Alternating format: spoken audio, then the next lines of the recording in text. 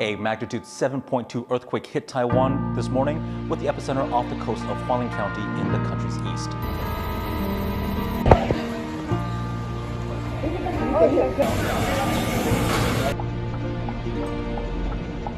Let us pray for peace in our land.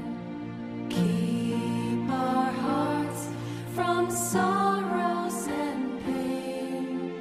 Bless us all with joy and hope. Nandun kami, nag-meeting kami. 3 hours ng meeting namin. April 2. April 3, early morning, sumakay kami ng train papuntang Taipei para pauwi na kami dito. 7:26 ang aming train. 7:26. Yung earthquake, 8 o'clock. Nakaalis na kami. Tapos biglang sa train gumagano'n. Tapos suminto yung train. Para kami, akala namin. So si Master Ching tawag ng tawag sa amin. Kumusta na kayo? Safe ba kayo? Tuloy yung luha ko talaga si Master Ching Yen. Yung love niya at concern niya sa kanyang mga disciples. Ngayon, Hualien, si Master Ching Yen is now asking all Chuchi volunteer to help out. Number 1, mamaya mag-prayer tayo. Number 2, mag-donation drive tayo. Kahit konti lang, any amount. Piso, 10 pesos, 50, 100, nasa atin lahat yan. Prayer is very important.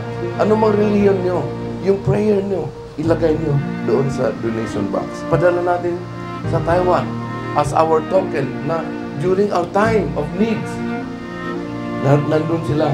Ngayon, sila naman, tayo naman ang magpadala ng pagmahal, ng prayer natin, at saka konting donations po natin. Sabi ni Master, yan yung tinatawag natin impermanence ng ating buhay. Hindi mo alam kung ano sunod na mangyayari sa iyo.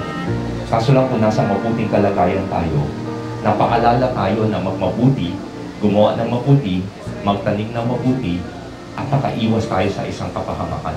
Kabutihan na maitanim mo, makatulong sa kapwa mo, isang merit yan dala mo sa sunod na buhay.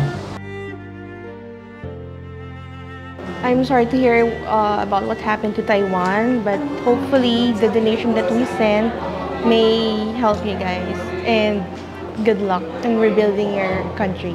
I'm diabetic, I had a stroke, I'm asthmatic, and I'm currently undergoing dialysis.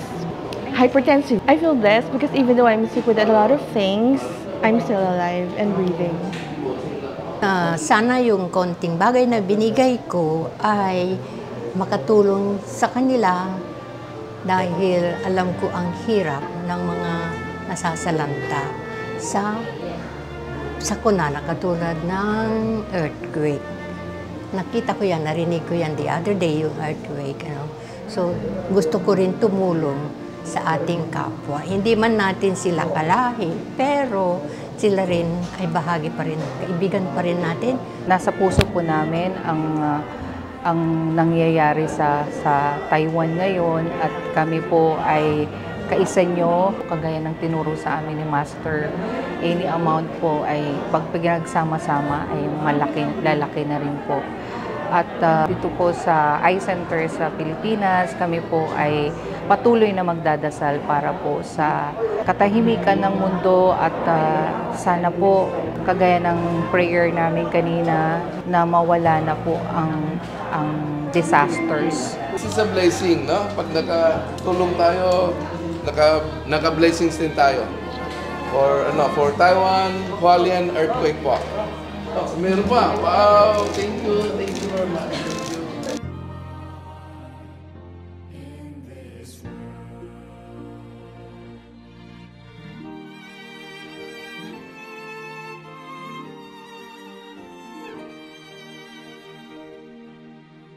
Love and care for each one in this world.